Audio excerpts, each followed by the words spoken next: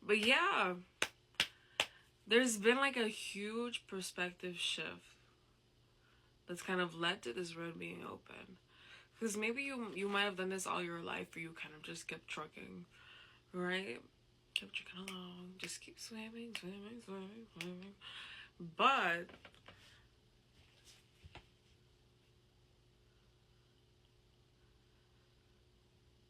I don't know why, but I just keep getting this feeling, like even with like the death card, there definitely was in your past like some form of self sabotage for sure. Because this death card, there's like some death being final, right? Finality. It's almost like even when things weren't supposed to die yet, you would just kill it. You were like, it's not growing, it's done. Let's move on to another one. And it's almost like having too many plants. Trying to water too many plants, and then when they all didn't grow at once or at the same rate, you would kill the ones that didn't make it or didn't make the cut. So it's almost like you were expecting, for some of them, you were expecting defeat in some way.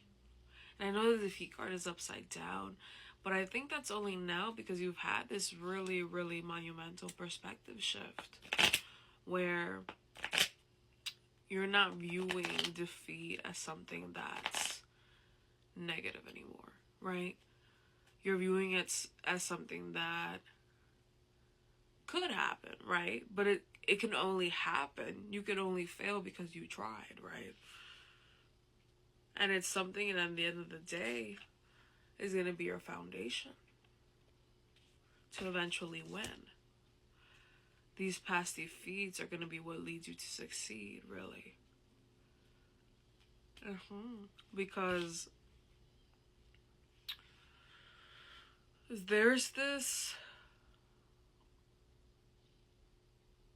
gold, there's silver, there's bronze. It's like no matter what, think of the Olympics, right? They had to compete, right? They had to compete in order to even get, even for a second or third place, right? To get on one of those, to get on the stage, right?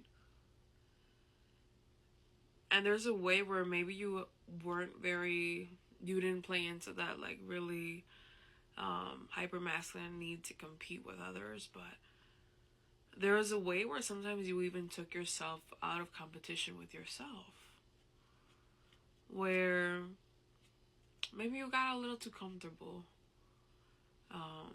Everyone does that sometimes. There's nothing wrong with wanting comfort, right?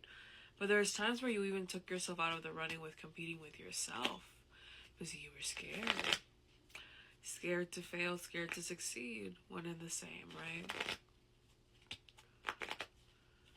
Scared to take a risk, right? Because either way, to succeed or to fail, you have to take a risk regardless. And no one truly ever really knows whether the risk will go one way or the other until it's all played out, right? If you always like to call it like, oh, like, look at her, she's crazy, or look at him, he has a good head on his shoulders, right? Very gendered ass terms. But no one ever truly knows, right? Genius and madness are one and the same. Beauty needs strangeness, right?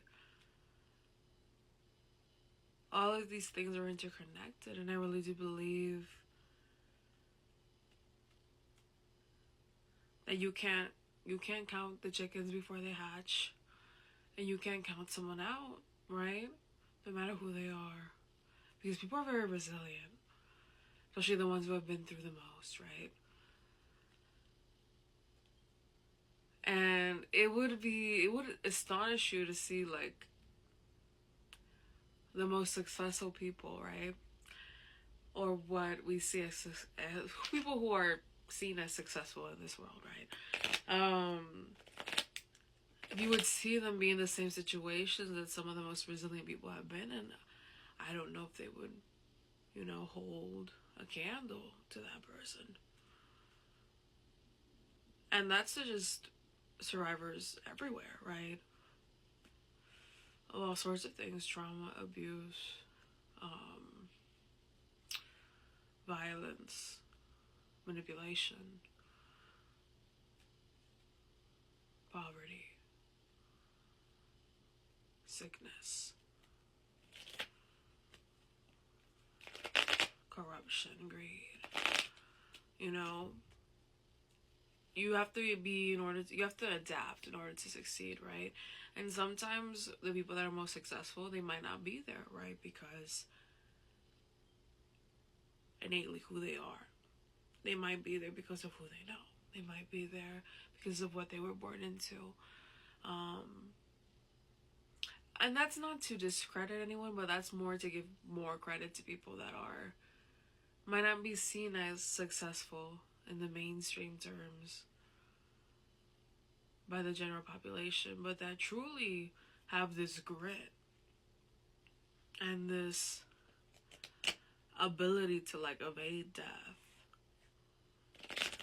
find perspective, and survive, right? Because the next card after the perspective card was reliability. So, what I'm getting from that card is to survive, right? Not only do you have to be reliable within yourself to not just lay down and die, right? When things get really hard and really it seems damn, where are we gonna go from here? But you also have to be able to be reliable to yourself over everything when the world isn't reliable, right? Or circumstances seem dire and unpredictable. You have to be that pillar of strength within yourself to keep yourself moving. Yeah, and I got the sun right after that. I don't know who you are, but there's this beam, right? There's this energy to you where it's almost that's why you never had to compete with anyone. Because you've been in a lot of situations where others would have been defeated, and that's not to boost your ego, right? Because it seems like you have your ego in check. You've, killed those parts of you that kept you stuck. Because your ego told you that, that was too hard for you, or you couldn't do it, or kept you stuck in fear of the risk of it all. But the one thing that I do give people that have this ability to survive in situations where not everybody, most people wouldn't be able to, is that there's a lot of intuition within that. Because I know everyone's like, oh, when you're on rock bottom, there's not, you can only go up, right? But that is not true. Sometimes you can fall even more down. I feel like people that know how to survive know this. So there's this resourcefulness that goes in with having this really clear sense of knowing and clarity of when is it time to almost hustle and be resourceful and stay alive, and when are the times where you can afford to rest and take comfort and know that because you were resourceful, now you can breathe, right?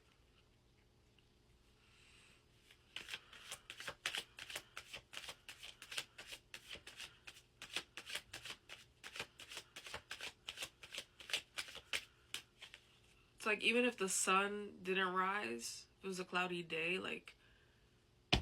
you being the sun, you still rose within your own life.